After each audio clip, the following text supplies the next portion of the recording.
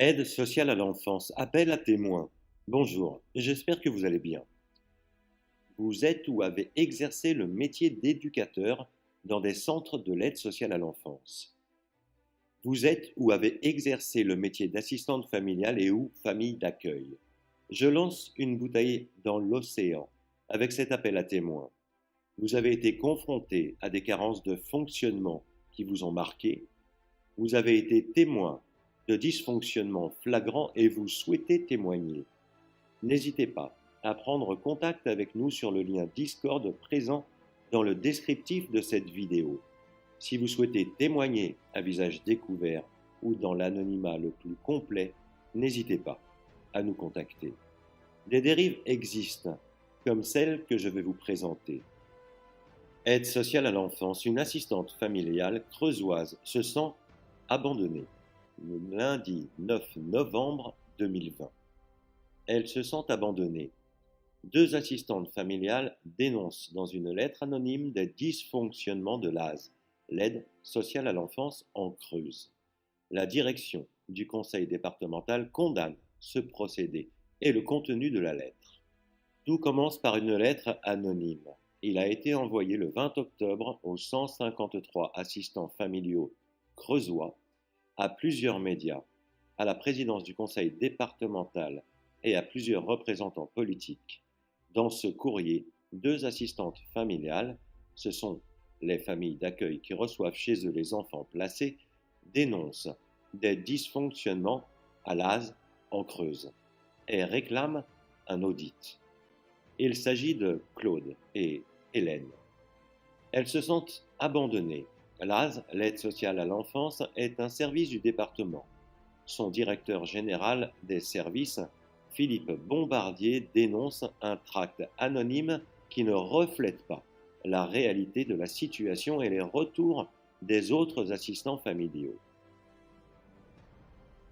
Quand vous avez une urgence, vous n'avez aucun retour.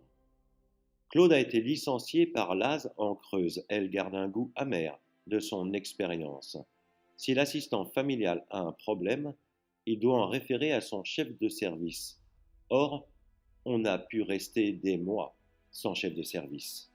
Quand vous avez une urgence avec un enfant, vous envoyez des mails, vous faites remonter des informations, vous n'avez aucun retour pendant des mois, explique-t-elle. J'ai demandé plusieurs fois à des référents de venir me voir parce que j'étais en difficulté avec des jeunes. À chaque fois, ils me disaient qu'ils n'avaient pas le temps. L'enfant a fini par faire une bêtise. On l'a pris et on l'a mis ailleurs. Mais ce n'est pas rendre service aux enfants. C'est un métier où on doit être solidaire et travailler en équipe. Et là, il y a zéro solidarité, poursuit-elle. Manque de temps, de moyens, placement dans l'urgence. Il est arrivé à Claude de se retrouver dans des situations ubuesques. L'ASE sait qu'il y a de la place à telle adresse, sans creuser plus. Donc, on arrive à vous demander de prendre chez vous une petite fille alors que vous accueillez un enfant qui a fait des attouchements sexuels. L'enfant n'est pas pris en compte.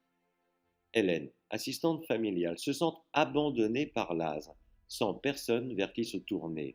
Moi, ça m'est déjà arrivé d'accueillir des enfants, de les avoir pendant 1 an ou 2, sans que le référent ou le psychologue de l'enfant ne vienne visiter la maison pour voir dans quel cadre il vit. Si ça se passe bien, ce n'est pas un problème. Mais quand ce n'est pas le cas, donc c'est ça qu'on voudrait changer parce que l'enfant là-dedans n'est pas pris en compte.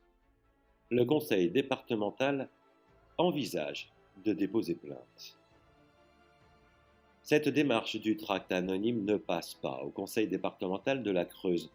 On est prêt à déposer plainte. Ça entache la réputation du métier, indique Philippe Bombardier, directeur général des services.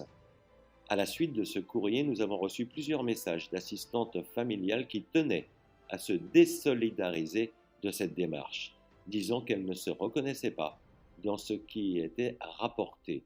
Je ne comprends pas le sens de cette démarche qui vise à passer par la voie d'une lettre anonyme. Nous favorisons le dialogue social et nous sommes tout à fait disposés à recevoir les personnes quand elles sont en difficulté, poursuit-il. Une commission de suivi, un référent et une prime Covid. Par ailleurs, Philippe Bombardier indique que le département est particulièrement attentif aux conditions de travail des assistants familiaux et que plusieurs choses ont été mises en place, notamment une commission de suivi qui se réunit régulièrement, composée d'assistants familiaux volontaires. Elle permet de faire remonter leurs difficultés et elle aboutit entre autres à un protocole définissant les assistants familiaux et le conseil départemental. Il sera voté en comité technique le 16 novembre. Un référent pour les assistants familiaux vient également d'être recruté. On commencera dans les jours prochains. Je tiens aussi à rappeler que pour tenir compte des difficultés qu'ont vécues les assistants familiaux pendant le premier confinement, une prime Covid de 100 € leur a été versée, plus 100 € par enfant à charge, explique Philippe Bombardier. Prenez soin de vous et de vos proches. À bientôt, ici ou ailleurs. Portez-vous bien.